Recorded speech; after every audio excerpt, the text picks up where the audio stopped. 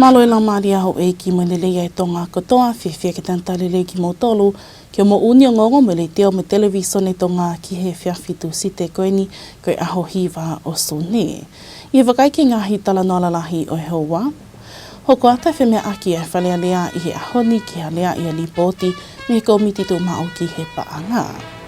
La vai peo whakakato i he pongpogini a whakafuakawa i o toki tātangi la fusmalohi i whalea lea ki mu ai whemea aki ai whale. Pea amanaki ke whani ali i Tongani ai polokalama televisone pe koe documentary e ni whilawe i mo Jona Lomu.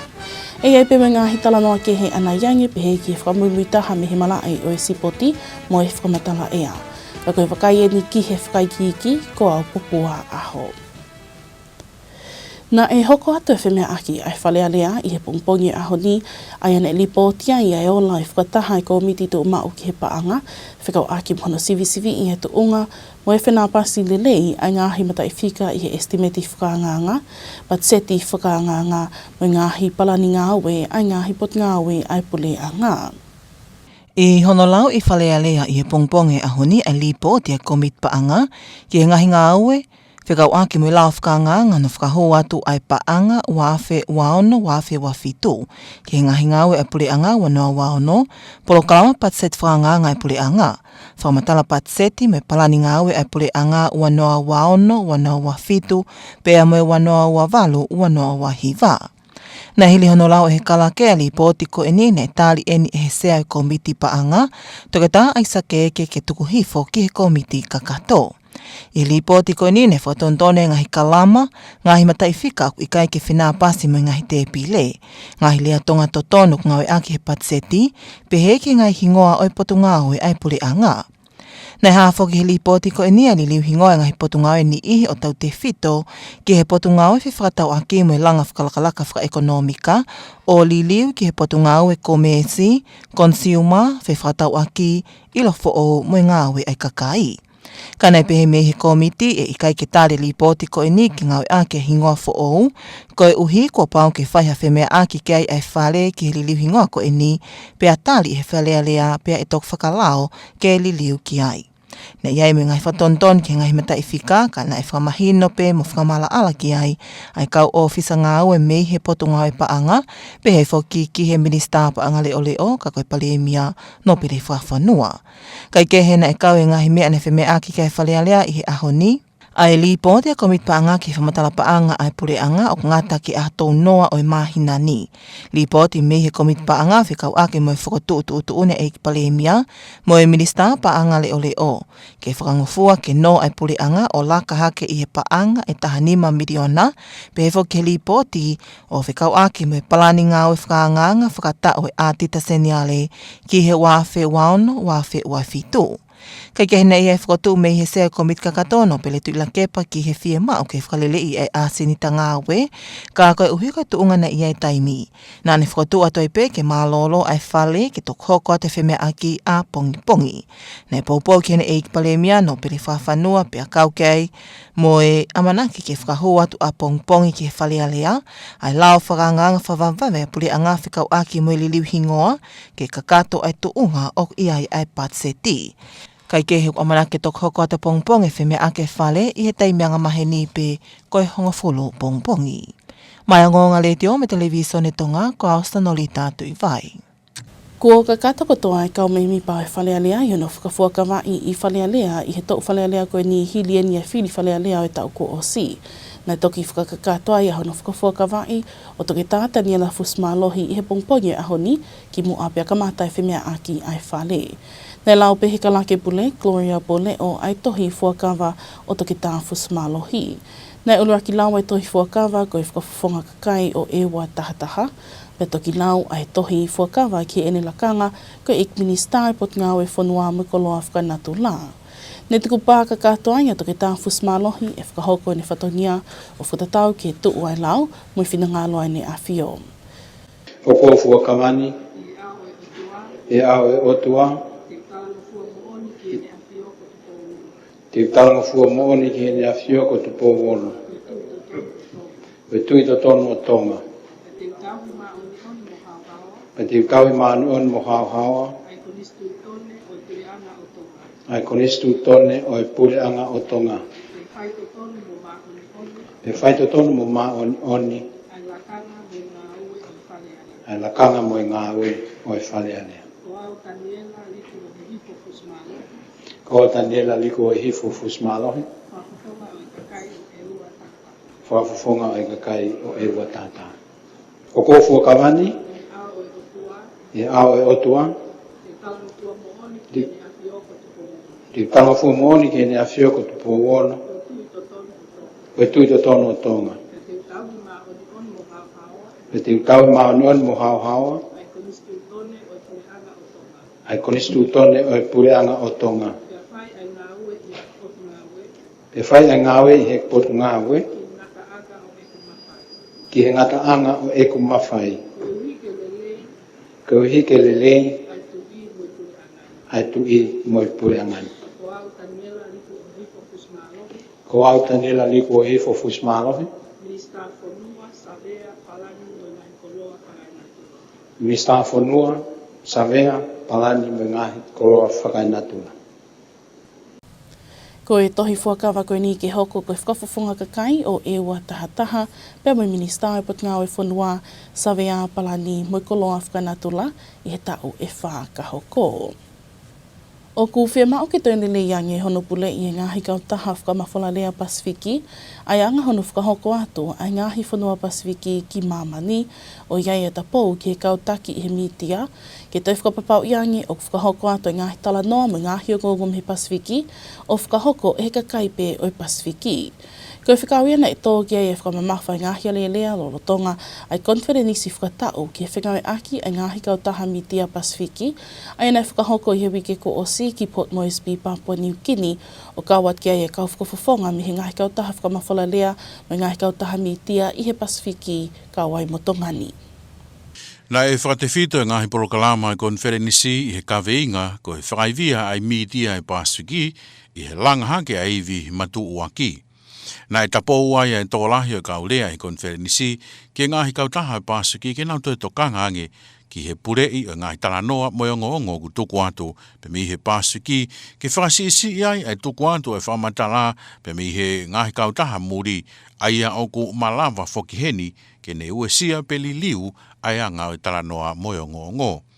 Na iai whoki pe moi uki me i he kautaki e ngahi kautaha mitia e Pasifiki, ke toi lele iange ai whawhingawe aki e ngahi kautaha, tale whitoini ke toi whaivi ai e ngā ue o ku whakahoko i he whawhepaki i e ngahi pōre o ku hake mai i he kuangani, pe me i he whiriuriwaki o ea ki he whakaralaka whakateknolosia moi pōre whakapaanga. Neonga ngahi whainga ta a koe ni o ku whihanga ngai koe pe me ngai kautaha whamawholarea lahi e Pasifiki. Na e viki ai pe ki nau tōru koe hui koe nau fua whatongia o ku whakahoko i he tauhi mai o e tala tuku whakaholo pe me ngahi tala tu whanua e Pasifiki. Na e tātuku ake konferenisi aho e ua koe ni aki ai whakamooni e kautaki e ngahi kautaha whamawholarea e Pasifiki ki he whakamatala whakaofisiare ai whakataha aia koe tuku pā i pe ia ki ngahi whotu ngā ue na e area i lolo Tonga i konferenisi whakatau mua ki hono whakaivia ngā ue whakamawholarea i he Pasifiki.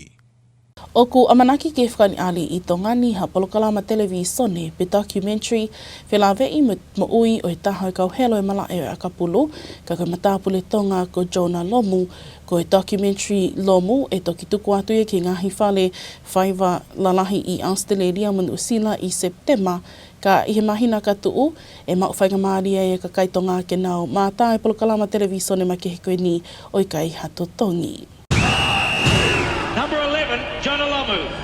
Jonah is a freak. Ko e polokalama televisone pe ko e documentary koe ni, nei kau ai whiwhine tonga ko vea mawhineo, i ni ihine nau kau i e whao ko ia o e polokalamani, ai au tuku atu i polokalamani ai ngahi whakamatala, whelawei mo ui o Jonah Lomu, me ene kei sii i he tupuake ko ia i Aukalani, o au ke ne hoko ko e whetungi ngila e malae Akapulu. Pehe e mawhineo ko e taha i tau mua nei whao ai e polokalama televisone koe ni, ke talakia i e tala noa ki e puipui tua o lomu. Aina e puni me he kakai toko lahi, pe i kai ke lahi ono tala noa i he kuohini, ka maho inga ke whakahai ngāhi tala noa ko ia, ko hiok maho inga ke ino ia ngāhi tala noa ko ia whelawei, moi mo uia John lomu, aia nei i kai ke fuha mai i he mitia lolo Tonga ai mo uia lomu. E whakani ane e polokalama televiso ne koe ni i he whiauhi whaiva i sene i he mahinani ki mua pia fuafua hulu e whaiva i Aukalani i he aha oluraki o Aukosi, pia toki hoko at lewa i Septema ai hulu e whaivani i he ngahi whale whaiva i Nuusila mo Australia. Ka ki mua ia, kua whakahai mawhleo e whakahoko ai whakani ani makehe o e documentary koe ni i Tongani i he pāke te whaiva i he aho wahiva o Siulai. Pea e mawhleo e hoko ni koe polokalama ke i kai ngata pe he hulu koe ia documentary lomu, kai whakailonga i ai pe whakawhiawhia ai pikinga koe ia lomu ki Tongani he neonga i loa i he malae o e Akapulu, mo temi whakawhanua a Nuusila ai All Blacks, ka koe Tonga ia pena i kai kene tukuangi ia ka nane ke i pole pole aki pene Tonga, ko ia pehea e mawhleo, na maho inga ki a teki nao tolu na nao whao e polokalama televiso ne koe ni, ke omia o hulu i Tongani, ma ai ka kai Tonga, ke kao pe mo Tongani i he inasi, i he polokalama televiso ne maho inga koe ni. O whakahoko e whakani ari e polokalamani i teo whaiva pe o ata ke kakai e whanua o i kai ke totongi ai hūko ia ke mātā e polokalama koe ni. Pehe e mawhle o koe tahaine ngā he polokalama maho inga ke te ia, pe o kone whakaamu e malawa ki whiawhia e kakai koe e te rau mātā e polokalama televiso ne koe ni, i e ngāhi tala noa o kulawa ke tukuatu, aia e hoko whoke ni koha mea ke kei tauhi mai ai e ngāhi o ngongo whelawei, mo e helo koe ni e malae o e Akapulu, he neongo kua mālo loa John Lomu, ka koe ni ngāhi lava mea i he sipoti, o ku kei tai maadi e ngāhi tau tangata o e aho ni. China got those three things. He was a superstar. He's a big bastard. But Ko e ngahi o ngongo whakaloto whanua peia, hoko mai o ka hiriani, ko e whakamumutaha ia mihi malae o e sipoti, mō pia o holie.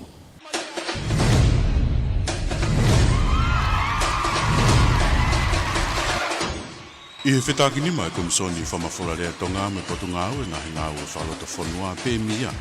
Malawa i ke whamawhora te mala e sipoti me whiau hi Super Rugby Pacific monoa ua no.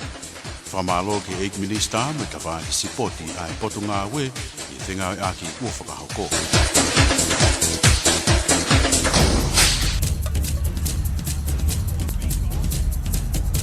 Malo mo tau ki whilongo ki koe wakaini ke mala e o e sipoti. O ku teu ke area i he timi koia me he lausi i pe ke i karea kolomotua ai hau o i whiauhi koia ki he ipo e pantaloni hiri e na takitaha hei kuna i he lova koia ki he hau o e tauni. Na e malo be hau i kare i he vainga hono wa ai ha koia ngo timini a ke kai ko tahauno ki tanima i he whaasinga i wike he pā ke funga mana mo ui. Na ura ki puka whoke hifo ai kuna he takai uraki e vainga a ke kai koe tātolu ke walu mai na ko si i he pāki hala anō. Pea koe ni ku teu rewa ke na whainolo ki he pāre paanga e o noafe mo ipu o e pataloni. O tonga ni koe whepore i whakana mamata ango te mini i he taulahi e whiahi koe a Tongatapu, neongo ne ia e whenga maari o he hifo ke puke e nau ikuna hoko o e whiau hini. E temne tau koe aho pea mo e malai koe ke whakahoko kia e whainolo ipu e pataloni. E toki whakamahino ia amu iange i he whakataha ai o komiti. Ka hene pehe whainolo i pe mo i whanau whewhine, he ria hano kaiha ase kolomotua i kuna, a ke kai koe taha walu ki he taha ua i he tau kasete o e aho. Ka ke e mahino i he aho ne kuata whainolo ki hau koe a Tongatapu, he ria takai whaase tōna ki, ai ana e kei hau ai pe re koti o e sembione loro tonga, ka koe timi koia ai hate i o Spartans. Polo ki e kapakau o tatao. Na e tukuata timi riki whawhanua tau taha walu whewhine a tonga ha whakatokanga maa olunga ki he toenga ngahi whanua e pāsiki. Hiri e nau tauwhare i ai korisi rātu ratia nara i whaasinga au wiki a ki kai koe tolu ono ki he noa. Ko hiru keni he ono whaari ari he whanau tau tahawalu whawhonua he whaunga wa inga makehe au pito he whiauhini o whakawao i he tampakotoa peo mala e mihi kamata e wa inga o maru ia e kau a whanua o Tonga me whenga maari ke whotu ha poini e timi taritari. Nei kamata he whamamahi a Tonga he konga uruaki o wa inga whotu ua e poini ko i tahaua ki he noa. O kanoni aki e malu i lelei laine tifeni pe i kai tukuang he taimi o fisi ke nao kolosi ai i he laine tata o pe i kai foki ke nau mau lao. I taimle tau pēna e foki hifo e konga hono ua mo e whakautuutu ai pēna lere puru whewheka mo tifeni lelei e timi ahi. Pe hange ne toi whetongkia e whanau Tonga o tau kolosi ai he laine tata o koia o e timi taritari. Tāna kia tumu te tau e nima o fiu tao ofi ai ai timi ko ia Tonga. Te whi pōpua ki le e fōu e timi e tautua a i hono whapaulu e timi taitari o hangene toi mana wahea e timi a whisi i he fōu mafi o timi a ahi. Kake, na e tukulolo e whanau tangata ki he mba Methodist Saints i ahota taupe a koe taulahi e aho ake kai koe ua walu ki he hongo furma wha. Koe sipoti pe ia.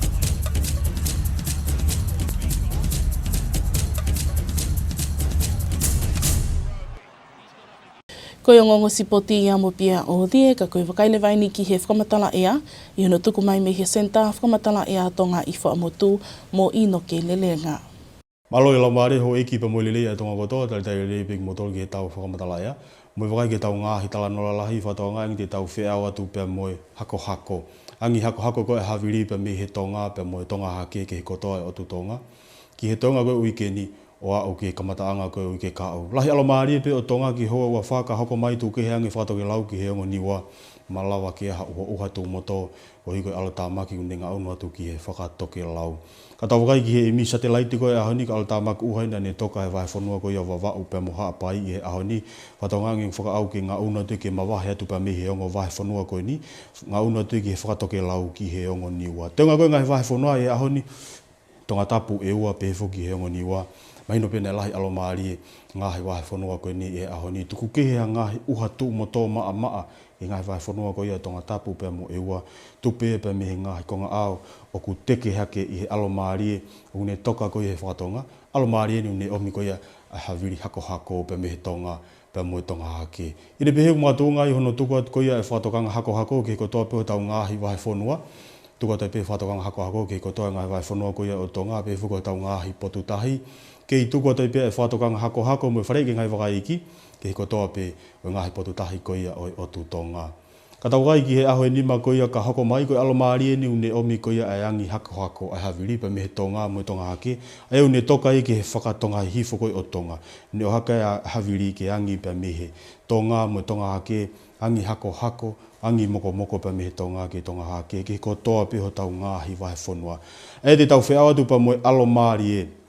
Pēwhoki ki he hako koe ni, ki he aho koe e nima ka hoko mai, e koe whakao singa ia o ike ni, te tau whiau atu pia moe hako, pia angi koe hawiri pia me he Tonga, mo Tonga hake. Ikai ngā tai tene whetuku hake, hangahi konga ao, ko hangahi uha tū moto maa pe, nā tūla pe ni e taimi o kuangi, hako e hawiri pia me he tokanga hawiri, Tonga pia moe Tonga hake. Tene o mea hangahi uha tū moto, maa pe ki ho tau ngāhi wahe whanua kai lahi peke alo maari. Kamatanga koe ke ka au alo tāmaki tene whau ke whakatoke lau koe ia o ongo niwa, whakatoke lau hifo, whahua ke ne ngā uno mai ki ho tau ngāhi wahe whanua ke kamatanga koe ka au, pia moha uha, loralahi i hangahi taimi. Ka koe whamatalai koe pa me pon, o au ki he pongpong koe ia a pongi whatoanga e angi lahi ke alo maari e pe ho tau ngāhi wahe whanua e hon, tuke hange wahe whanua koe ongo niwa koe alo tāmaki e ne ngā uno atu ki he whakatoke lau, tene o mea au whia ua tū moto ki he ongo wahe whanua koe ia o ongo niwa, kai lahi alo maari e pe ngāhi wahe whanua koe ia o Tonga. Malawa peke a ngahi uha tū moto, maa pe a ngahi taimi ha ngahi wheituu, tupe pa me he angi hako koe hawiri pa me he toka anga matangi, Tonga pe mo e Tonga hahake, tene o maha ngahi uha tū moto maa pe, ha ngahi wheituu e ni i kai lahi peke alo maari. Hoko te pe pa mo e angi moko hako e hawiri pa me he Tonga mo e Tonga hake, mare tahi e wanima ke kotoa tau ngahi wahe whanua, o au peke mare tahi tolu noa ha ngahi taimi. ke kotoa pe ai o tu Tonga. Ine pehe e awa maulalo taha, fua mawhana, angi moko ka e aki he tikiriso sa se taha whita walu ki Tongatapu pe mo e ua taha ua ki wawau pa pe foki hapai, pe au ke tikiriso sa se wanima ki he ongo ni ua. Whamatala ewe ki a pongpongi, hoko pe e alomari e ki a pongpongi, angi hako e haviri, mo angi moko pe me he Tonga, mo Tonga hake ki kotoa pe o Tonga, whaka au ke mamau te alo tamaki, pe me he ongo ni ua ka lahi alomari pe. Malawa pe ki a ngai uhatu moto maa ia ngai whitu u ka lahi alomari pe ki a pongpongi. Malunga taha ni fua mawhana ki a pongpongi au ki maulalo ki he maulunga, pe ko maulunga taha ko e tikiriso sa se waono. Tongatapu pe mo eua, wa fitu wa walu ki wa wau pe mo hapai, pe au ke tikiriso sa se e wahiva ki he ongo ni wa. Taimi koi au e tahi, tau maari e tahi i he tau wanima koe ki he tolu, i he tua po ia poni, pe a matoka ia, i he tau hongo furu koe ki he hiva, i he pongpongi ia a pongi. Koe la a pe moe mahina, hopo e la a i he osta tolu koe pe me he fitu, pongpongi pe hopo pe moe mahina i he toe wataha koe ia, ki he ua i he tua po ia poni. Aho ni maka ka hoko mai ki Nuku'alofa pe me he toa pole lulu ia o au ki he moniti koe wika au hoko pe alomari e ki Nuku'alofa ki he Tonga koe ia o e wikeni. Kamatanga uke ka au malawa ke ha ua uhatu moto lolo lahi ki Nuku'alofa i he kamatanga e uke ka au. Pe moe fua mawhana koe maulunga taha e nofu ke tikiri e waono ki he wafitu ki Nuku'alofa, pe a koe taungatanga pi ia ki he whawhini whamalo te o mea mai, ka mea. Whamalohin ki ainoke me kau ngāwe senta whakamatala ea, i he tuku mai e whakamatala ea whakamumi taha koe ia. Koe ka katoi pe ia e o ngonga le teo me televisone tonga ki he hauwani, ki mua pia tau mawai, tuki te o atueni ngahi tala nono lahi o e whiawhini. Hoko ata whime aki e whanea lea i he ahoni ki he lea i e lipoti, me he komiti tu umau ki he paanga. Mawai pia whakakato i he pompogini e whakafuakawai e tuki tātai ni a Rafus Māwahi i he whanea lea, ki mua ai whime aki ai whale. Pea amanaki ke whani ali tongani ai polokalama televisone ki documentary Pelawe i mo Jonah Lomo. Ko e ngongo ia ki he whiawhini a hotu site a hohiva o sune, ai ke whakaamane a tona tua ki he loto whale kotoa i he otu tongani. A tūne whamanatu e lava ke mo te wakai ki ngahi o ngongo koe ni i he ma website i ke www.tbc.to. Malo e tau ke whiau mai, ho mea.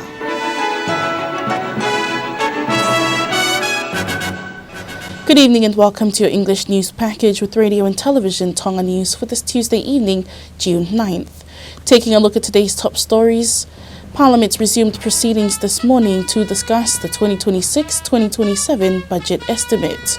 Final MP sworn into Parliament this morning with Dr. Daniela Fusmalohi taking his oaths as Ewa 11 MP and Lands Minister. And a special screening of Jonah Lomu's documentary Lomu is coming to Tonga next month ahead of its international cinema release. These and more stories coming up later on in this bulletin, as well as the latest from the sports scene and the latest weather update to wrap up this hour's news package.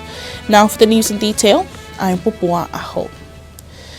Parliament proceedings resumed this morning with the Standing Committee on Finance and Public Accounts presenting its report on the budget estimate for the 2026-2027 financial year.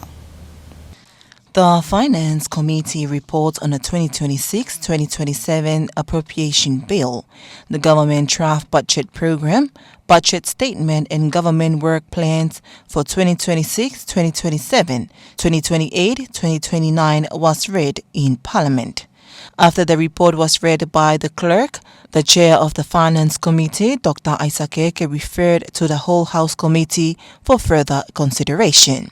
The committee identified a number of corrections, including grammatical errors, inconsistency between figures and tables, the proper use of Tongan terminology in the budget documents, and the official names of government ministries. One of the key issues highlighted was the proposed renaming of several government ministries, particularly the Ministry of Trade and Economic Development, which is proposed to become the Ministry of Commerce, Consumer Affairs, Trade, Innovation and Labour. However, the Finance Committee stated that it could not approve the use of new ministry names at this stage because the changes must first be debated, approved by Parliament and formally enacted into the law. However, the committee reports on the motion seeking approval for the government to borrow more than 15 million ba'anga and a report on the Auditor General Annual Audit Plan for 2026-2027. Meanwhile, the chair of the whole House Committee, Lord Tuilakepa, proposed a judgment to the parliamentary agenda. Due to the time constraints, he moved the parliament adjourned and resumed tomorrow to complete the remaining business. The proposal was supported by Lord Fafanua, who also the acting Minister of Finance, as Parliament is expected to receive an urgent government bill tomorrow relating to the proposed ministry name changes to ensure consistency with the budget documents. All members of Parliament have now been officially sworn into Parliament following the finalisation of the swearing-in process for the Ewa 11 MP, Dr. Daniela Fusmalohi, in Parliament this morning before proceedings resumed. The oath was read by the Parliament Clerk, Gloria Boleo. Dr. Fusmalohi first took the oath as the People's Representative for Ewa 11 before taking a second oath for his ministerial role as Minister for Lands, Survey, Planning and Natural Resources. Dr. Fusmalohi pledged to faithfully carry out his duties in accordance with the law and the will of His Majesty. The oath formally confirms his appointment as the People's Representative for Ewa 11 and as Minister for Lands and Natural Resources for the current parliamentary term. Pacific broadcasters are being urged to take greater control of how the region is portrayed to the world, with media leaders calling for more Pacific stories to be told through Pacific Voices. This was made during the 16th Pacific Media Partnership Conference held in Port Moresby, Papua New Guinea last week, attended by broadcasters and journalists from across the region, including Tonga. The conference panels featured discussions around the theme Resilient Voices, Empowering Blue Pacific Media. Speakers at the conference said Pacific nations must take ownership of their own narratives to avoid being misrepresented by outside perspectives. Pacific media organizations are also being encouraged to work more closely together as broadcasters face growing challenges from climate change to digital disruption and declining revenues. Despite those challenges, speakers praised Pacific broadcasters for their role in preserving culture, language, and community connections. Delegates also called for greater collaboration between broadcasters and for Pacific journalists to take ownership of the region's stories and share them with the world from a Pacific perspective. The two-day conference concluded with broadcasters signing a communique committing to a range of actions aimed at strengthening public broadcasting across the region. And a new feature documentary celebrating the life and legacy of rugby legend Jonah Lomu will be screened in Tonga next month before its official cinema release in New Zealand and Australia later this year. The documentary, titled Lomu, will be shown free of charge at Te Whaiva Park on July 29th in a special public event honouring one of rugby's most celebrated names. Number 11, Jonah Lomu. Jonah is a freak. The film follows Jonah Lomu's journey from South Auckland to becoming one of the biggest stars in world rugby, while also exploring the personal challenges he faced away from the spotlight. Co-director Vea Mafileo says bringing the film home to Tonga before its cinema release carries deep cultural significance and reflects the Tongan values of unity and generosity. She says the screening is intended as a gift to the people of Tonga and is even more meaningful with Jonah Lomu's mother also returning to the kingdom for the occasion. The documentary features interviews with family members, friends, teammates and coaches, along with rare archival material and never-before-seen family footage. More than a sports documentary, Lomu explores themes of identity, faith and resilience, and the pressures Jonah carried as a global rugby superstar representing both his family and his Pacific heritage. The official trailer for the film has now been released ahead of its international premieres. Lomu will premiere at the Sydney Film Festival this weekend before its New Zealand premiere in Auckland on August 1st. The film will then be released in cinemas across New Zealand and Australia in September. Jonah Lomu remains one of rugby's most iconic figures and is widely regarded as one of the greatest players the game has ever seen. That's your local news for tonight. After this break, sports is up next with Pierre Ollier.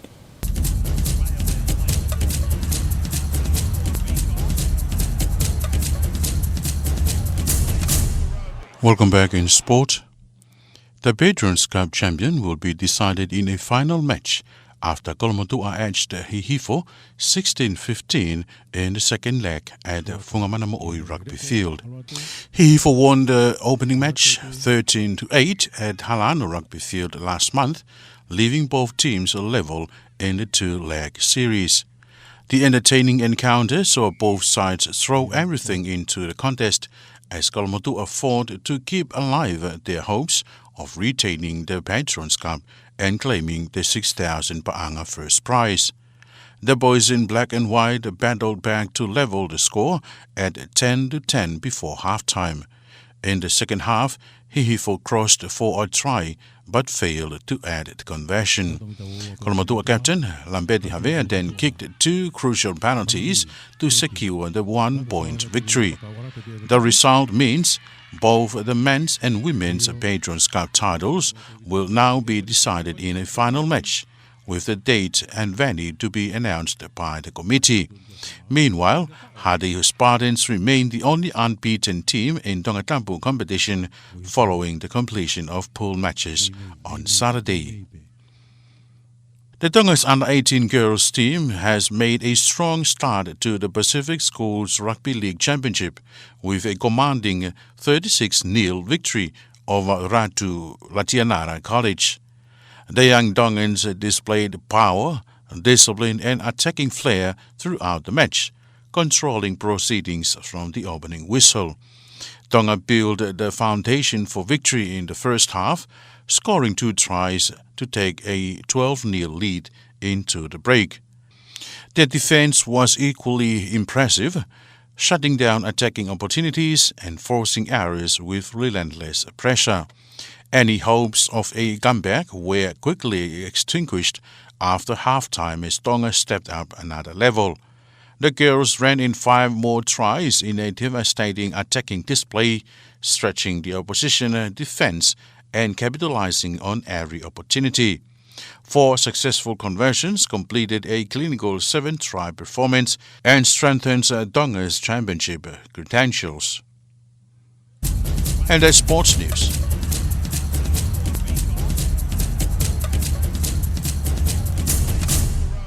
That wraps up this hour's news package, but before we part, here's a final look at tonight's top stories. Parliament resumed proceedings this morning to discuss the 2026-2027 budget estimates. Final MP sworn into Parliament this morning with Dr. Daniela Fusmalohi taking his oaths as Ewa 11 MP and Lands Minister. And a special screening of Jonah Lomu documentary Lomu is coming to Tonga next month ahead of its international cinema release. That's your news package for this Tuesday evening, June 9th. For more on these stories, you can visit our website at www.tbc.to. Join us again tomorrow for the latest local and sports news and weather updates. Now, for myself and the radio and television Tonga news team, thank you for joining us. Have a good evening.